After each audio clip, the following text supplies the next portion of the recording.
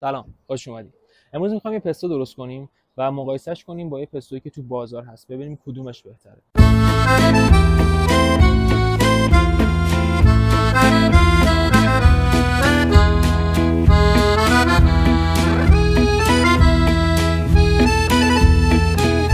خب، ما برای پستو خودمون من خودم اول این کارو میکنم. اول سی رو با روغن زیتون میذاریم که یه ذره بلند بشه. یه کمی هم بهش نمک بزنیم، حدود یه پینچ. یه نصف گردومون هم میریزیم. نات اصلی که واسه پستو استفاده میشه گردو نیست، ولی خب چیزی که توی سفره ما ایرانیان اکثرا هستش گردوه. واسه همین من تصمیم گرفتم این سری این پستو رو با گردو بزنم.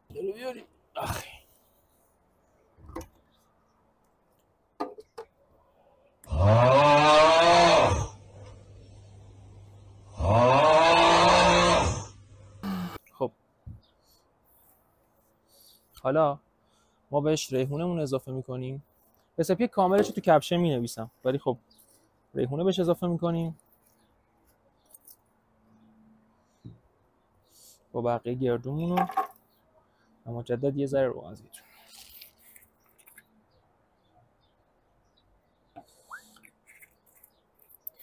اینم یادم رفت بگم، حتما قبل اینکه بخواید گردوتون رو بلند کنین، گردوتون رو رستش کنید، یعنی یه حرارتی بهش بدین که از اون طعم نپختگی رو نخواد به پستوتون بده.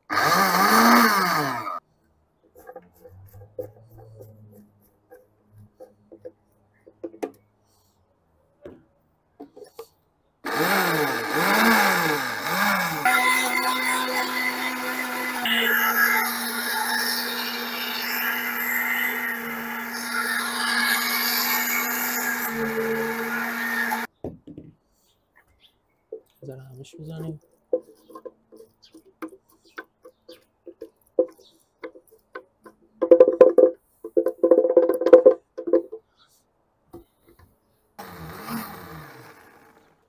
تو مرحله آخر پنیر رو بهش اضافه می‌کنیم که پنیر پارمزانه. قبلش یه حدود 10 دقیقه یه رو پنیرتون رو بذارین تو فریزر بمونه که وقتی داخل میکسر میره، خب اون گشتاوری که تولید میکنه باعث میشه که پنیرتون آب بشه. نه آب بشه دیگه، ترجیحاً یه ذره بذارینش تو فریزر بمونه که این مشکل پیش نیاد براتون. و تو مرحله آخرم حتما پنیرتون رو اضافه کنید.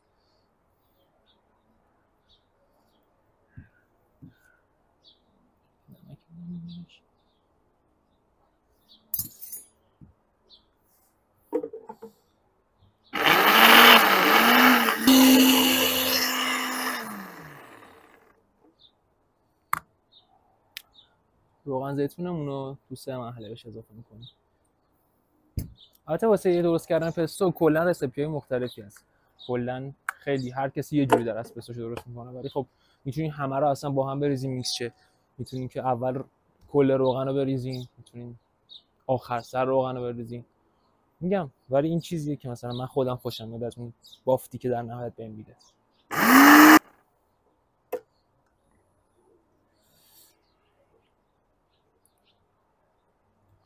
بافتی که بهمون داده است.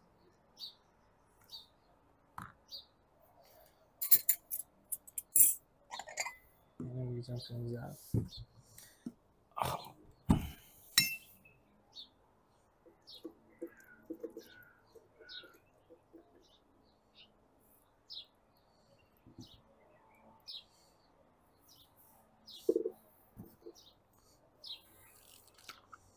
اینم پستوی آماده‌ایه که من تونستم پیدا کنم.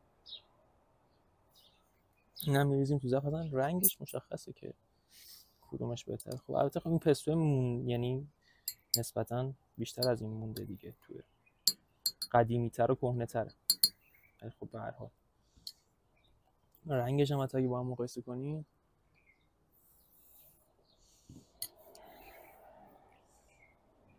این نکته هم که هست راجع به پستو اینه که پستو خیلی سریع سطحش سیاه و تیره میشه.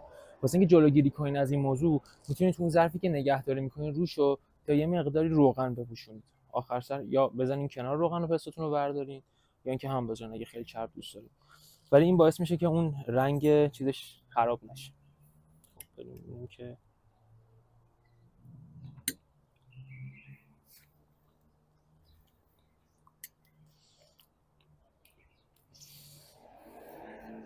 که خیلی خوبه.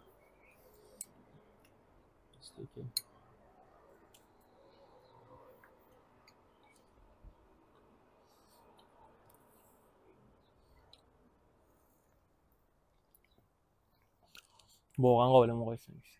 اصلا قابل مقایسه نیست. اصلا قابل مقایسه نیستش. نمیتونی خالی خالی همینجور بخوری عشق کنی. قطعا پستویی که تو خونه درست میکنی خیلی بهتره از پستویی که میتونی بیرون درست کنی. حتی هزینه‌اش هم خیلی کمتر در میاد.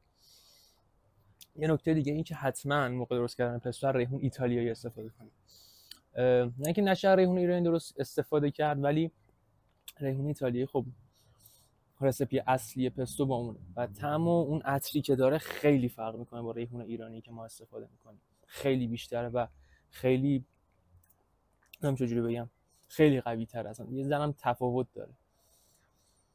امیدوارم که درست کنین و لذت ببرین. من کامل کل رسیپی رو میذارم تو دیسکریپشن تا استفاده کنین ازش. حتما نظرتون هم بهم بگین.